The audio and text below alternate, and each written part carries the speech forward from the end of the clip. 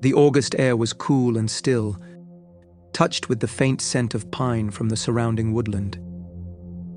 Streetlights poured long shadows over the quiet residential street, where small houses stood close together, each one familiar to its neighbors. It was the kind of place where nothing much changed, and everyone knew who belonged. Inside, bags were zipped and lifted, and a final glance taken around the small rooms they were leaving behind. Quiet voices carried through the doorway as the last of the things were gathered. Shortly after midnight, the rumble of an engine broke the stillness. A dark pickup truck eased to the curb, headlights cutting sharp beams through the night. The Jack family stepped outside, carrying a few bags with clothes and essentials, their silhouettes framed by the dim glow of the porch light. They climbed in, the doors shutting with dull, final thuds. The red glow of the taillights receded down the block until it was swallowed by darkness. No one ever saw them again.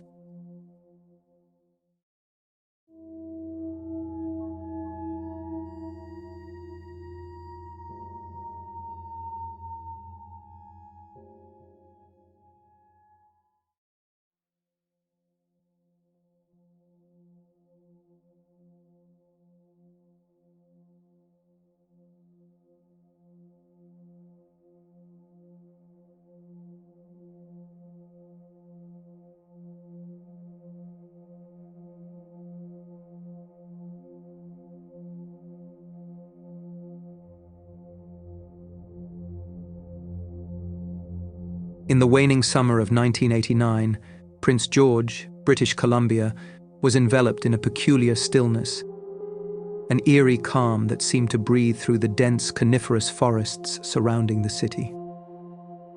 The town, nestled amid an expanse of pine trees and shimmering rivers, was a place of quiet resilience, where the air carried whispers of stories long forgotten and secrets buried deep within the earth. Amidst this landscape, Ronnie Jack and his family sought solace after a series of misfortunes.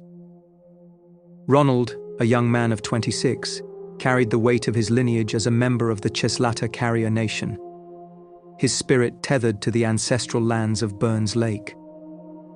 Yet, the specter of his back injury loomed large, rendering him unable to work and forcing his family to survive on the brittle edges of welfare. This injury was more than physical. It was a fracture in the life they had once known, a reminder of dreams deferred and opportunities lost. Ronnie's wife, Doreen, bore her own scars.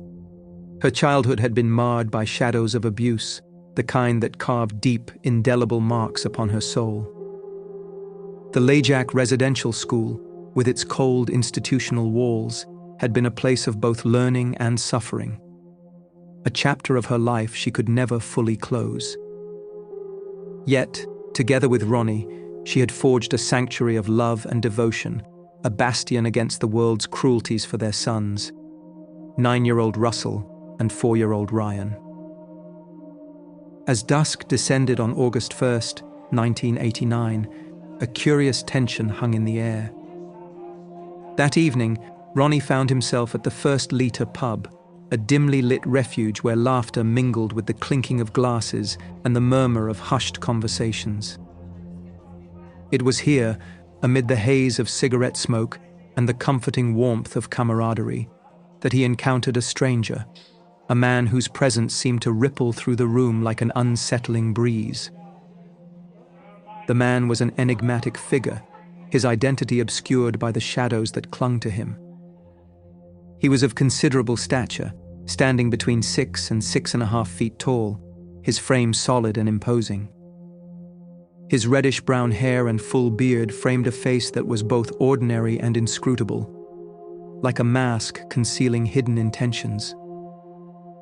There was something unsettling in his gaze, a flicker of something unsaid, as he spoke of a logging camp near Klukel's Lake. Work was waiting there, he said. Steady, reliable employment if Ronnie was willing to uproot his family and come north. Ronnie, caught in the web of the man's promises, felt the stirrings of hope. a fragile, flickering flame in the darkness of uncertainty. The offer was more than a job. It was a relocation, a move towards something new. The man's words painted a picture of possibility. Work for Ronnie, a place in the kitchen for Doreen, and care for their children. It shimmered with the allure of a fresh start, a chance to step beyond the confines of their current struggles, even if only for a short while.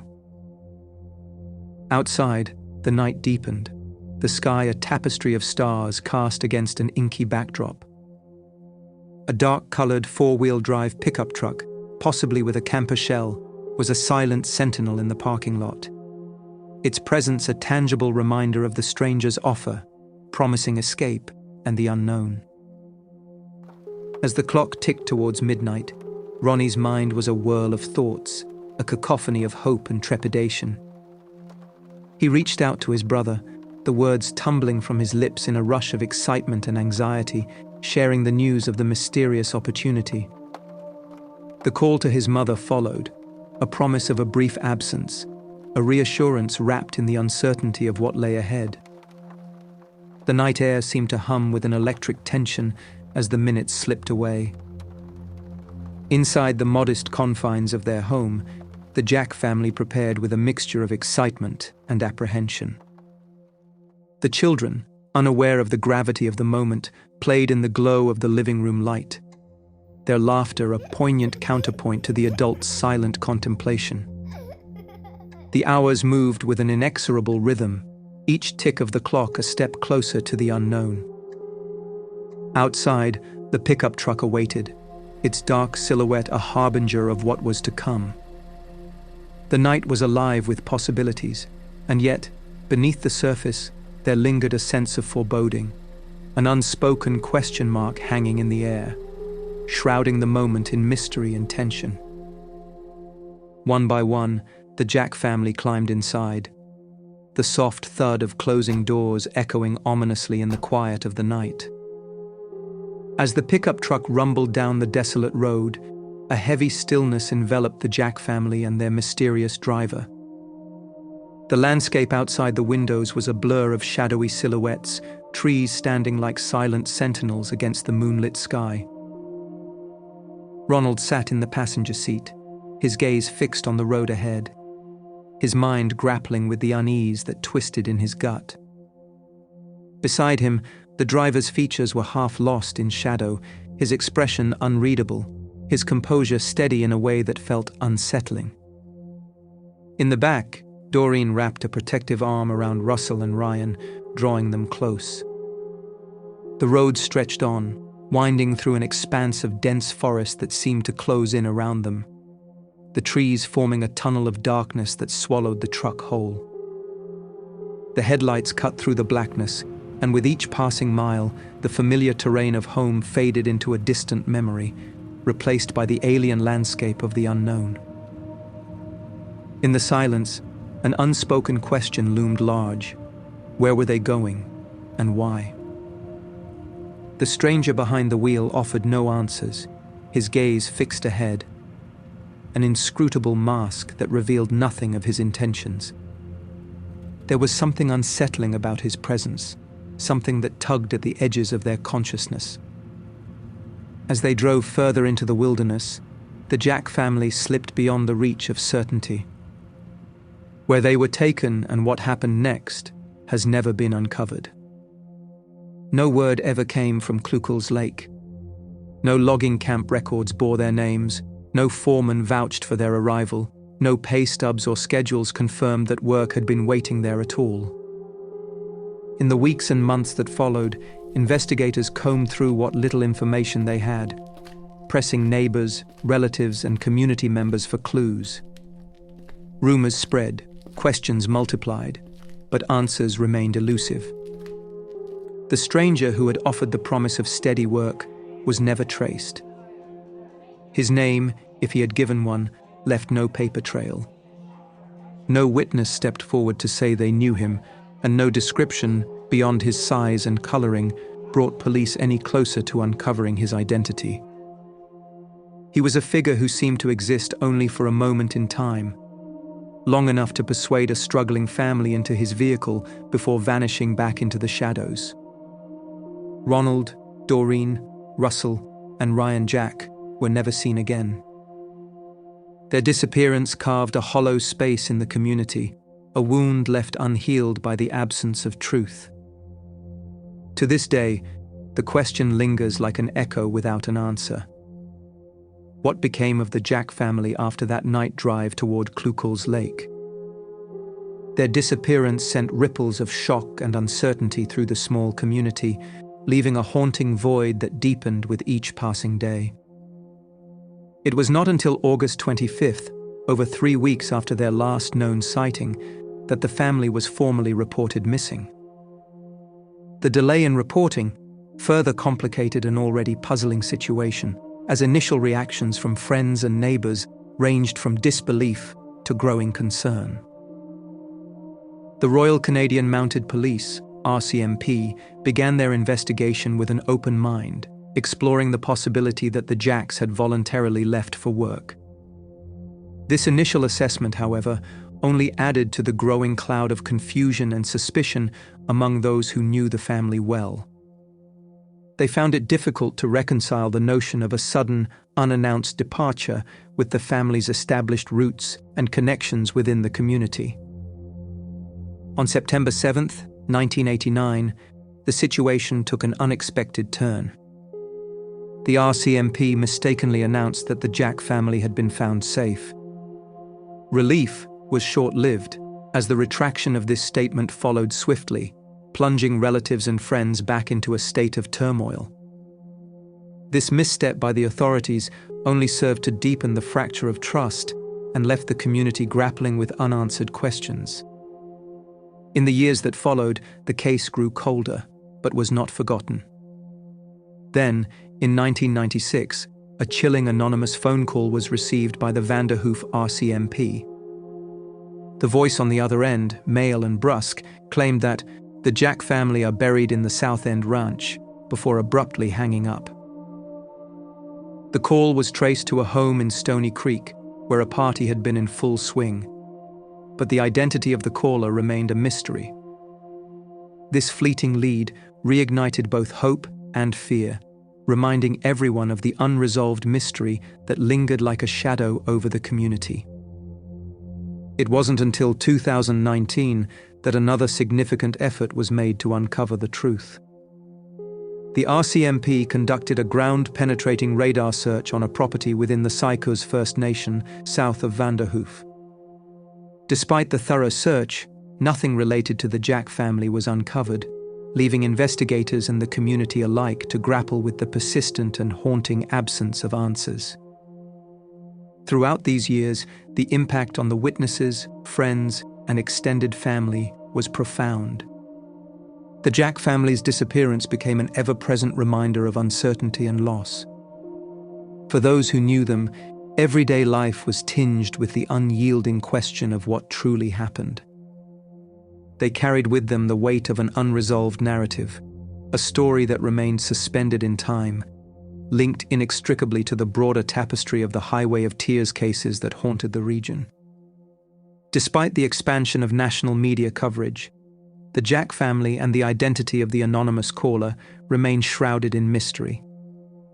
The search for truth continues, a solemn testament to the enduring hope and determination of those left behind. In the dim corridors of unexplained disappearances, the case of the Jack family stands as an eerie one. Theories abound, each one a thread in a tangled web that defies easy unraveling. The first theory suggests a chilling tale of foul play, an abduction orchestrated by a stranger with malevolent intent. The story begins with the promise of a job, an enticing offer that led the family to vanish without a trace. The unidentified man, a phantom in the narrative, is thought to have deceived the Jacks, leading them into a trap from which there was no escape.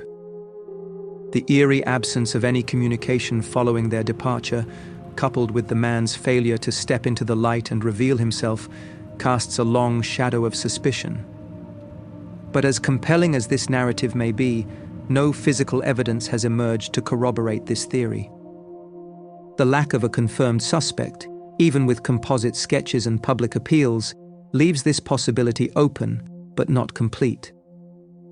Another theory draws a dark line through the landscape of history, connecting the Jack's disappearance to the infamous Highway of Tears cases. This desolate stretch of road has witnessed a tragic pattern of indigenous disappearances and murders, a grim testament to systemic issues and unheeded warnings. The Jack family's profile and the location of their last known whereabouts fit disturbingly well into this pattern.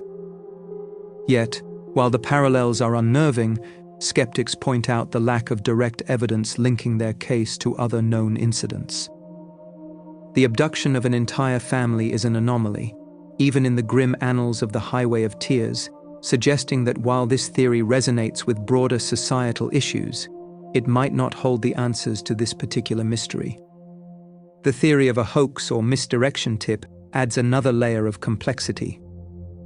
In 1996, a call emerged from the shadows, offering a tantalizing clue in the form of a burial location.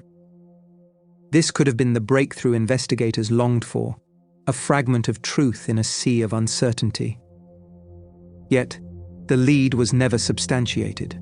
A thorough search of the suggested site yielded nothing but more questions. Could this have been a genuine yet unverified lead? Or was it a deliberate attempt to divert attention and resources? The absence of tangible evidence to support the claim leaves it adrift in a sea of speculation, a siren's call that led nowhere. Some have dared to entertain the notion of a voluntary disappearance, a choice made by the family to step into the shadows and begin anew. The initial job offer might have seemed a plausible pretext for such an escape. However, this theory is undermined by the reality they left behind. All personal belongings were abandoned, and the family had deep, meaningful ties to their community. Most of their furniture, clothing, and the boys' school records remained in the home, indicating they left suddenly and unexpectedly. There were no signs of preparation, no whispers of discontent that might have hinted at such a drastic move. The idea of a voluntary disappearance, while intriguing, seems at odds with the life they led and the legacy they left. Finally, the theory of accident or misadventure paints a picture of tragedy rather than malice. The remote wilderness surrounding their intended destination is fraught with danger, its hazardous terrain a silent witness to countless misfortunes. It is conceivable that an accident befell the family en route, a wrong turn or a slip that led to their untimely demise. Yet this theory, too, drifts unmoored for lack of proof. No accident scene, vehicle, or remains have been found, leaving the theory as insubstantial as the mist that clings to the mountains. In the end, each theory offers its own lens through which to view the disappearance of the Jack family. Yet, despite the myriad possibilities, the truth remains elusive, a ghostly presence that continues to evade us. The vanishing of Doreen and her family has woven itself into the very fabric of Canada's most troubling unsolved mysteries, casting a long shadow over the collective consciousness of a nation. In 2020, the Royal Canadian Mounted Police released age-progressed images of the missing family members, a haunting reminder of the passage of time and a plea for new leads that might finally unravel the truth. These images, etched with the lines of lives that might have been, reignited public interest and renewed the call for justice. As the years stretched into decades, the land revealed none of its secrets. No hint of where their journey ended or why. It is a story that persists, a lingering question mark against the vast canvas of human experience. The story of the Jack family remains unfinished. Decades have passed without answers, yet their absence continues to be felt, their names carried in quiet remembrance. Perhaps one day the truth will surface, and the mystery of what happened to Ronald, Doreen, Russell, and Ryan will finally be laid to rest. Until then, they remain missing. Gone, but not forgotten.